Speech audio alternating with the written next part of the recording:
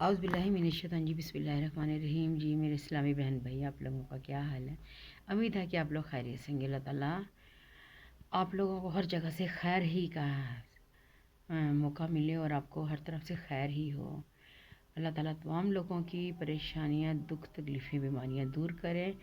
آج کل ہمارے معاشرے میں بہت اہم مسئلہ ہو گیا جی، بچوں کی شادیوں کا نہیں ہوتا۔ بے شمار بچیاں اس لیے گھر میں بیٹھی ہوتی ہیں کیونکہ مناسب رشتہ نہیں مل رہا۔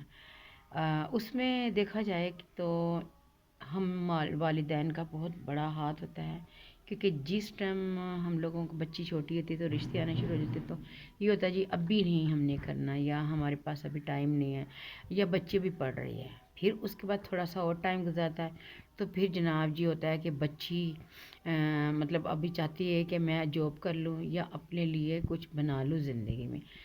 ایسے ہی کرتے کرتے والدین بہت سارے سال ضائع کر دیتے ہیں، اور پھر جب لڑکی کی زیادہ ایج ہو جاتی ہے تو پھر یہ ہوتا کہ اب نا مناسب رشتہ نہیں ہے، تو یہ رشتہ تو ہمیں نہیں چاہیے۔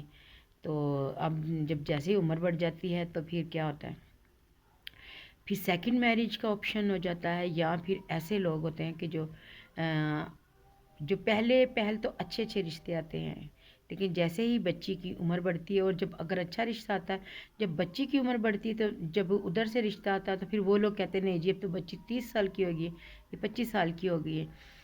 تو پھر اس طرح وقت گزرتے گزرتے بہت سارے مسئلے مسائل ہو جاتے ہیں۔ تو اس لیے آپ لوگ، جب آپ کو شروع میں ہی ایک مشورہ ہے کہ شروع میں ہی آپ کو مناسب اور اچھا رشتہ آئے تو آپ اس کو ضرور قبول کر لیں، کیونکہ وقت گزرنے کے ساتھ ساتھ انسان بہت ساری مشکلوں پریشانیوں کا شکار ہو جاتا ہے۔ تو بڑے بزرگ کہتے تھے، جب سنا ہے میں نے بھی، کہ جب آپ کو پہلا رشتہ آئے نا تب اس کو انکار نہ کریں۔ جب ہم پہلا رشتہ انکار کر دیتے ہیں نا، پھر اس کے بعد بڑے مسئلے مسائل ہو جاتے ہیں، لیکن دیکھ بھال کے کرنا ہوتا ہے ہر بندے نے، لازمی بات ہے۔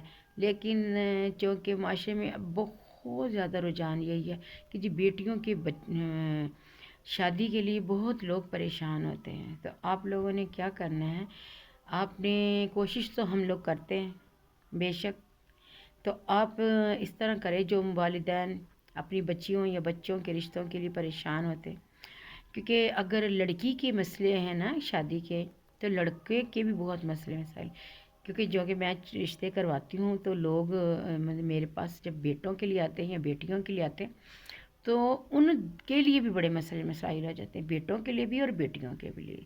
تو آپ نے یہ کرنا ہے، جس کے لیے بھی آپ کرنا چاہتی ہیں، آپ نے عشاء کی نماز کے بعد اول و آخر درود شریف کے ساتھ 313 مرتبہ سورہ کوثر، انا اعطیناک کل کوثر فصلی لربک وانحر ان شانئک هو الابتر، آپ نے یہ اول و آخر 3 دفعہ درود شریف کے ساتھ پڑھیں۔ 11 دن، 21 دن، 41 دن، انشاءاللہ جس نے کیا ہے ان دنوں کے اندر ان کی بچیوں کے اور بچوں کے رشتوں کے مسئلے مسائل حل ہو جاتے ہیں۔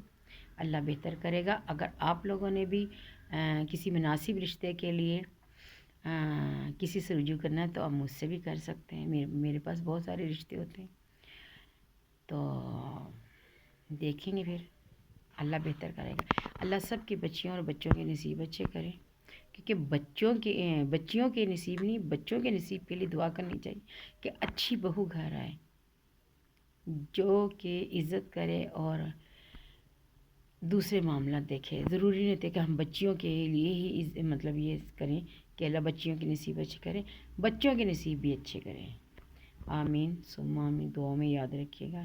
اور اگر آپ کو کوئی مناسب رشتے کی تلاش ہے تو آپ مجھ سے رابطہ کر سکتے ہیں۔